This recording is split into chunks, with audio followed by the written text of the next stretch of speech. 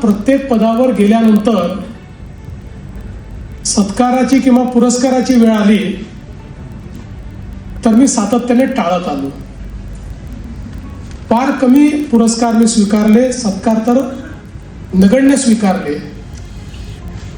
याचं कारण एक गोष्ट मी शिकलो की आपण ज्यावेळेस स्वतःला असं वाटेल की आपल्या हातून सत्कार्य झालाय त्यावेळी सत्कार स्वीकारला पाहिजे. आणि अद्याप तर मी माझं कर्तव्य करतोय आणि म्हणून या गोष्टीपासनं जास्तीत जास्त दूर मी राहिलो.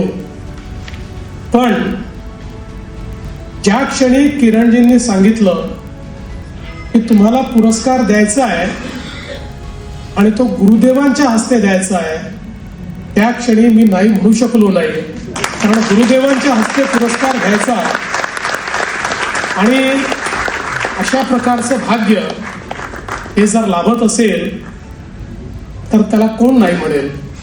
आणि म्हणून मी त्याला तात्काळ सांगितलं की निश्चितपणे मी हा पुरस्कार स्वीकारण्याकरता येईल.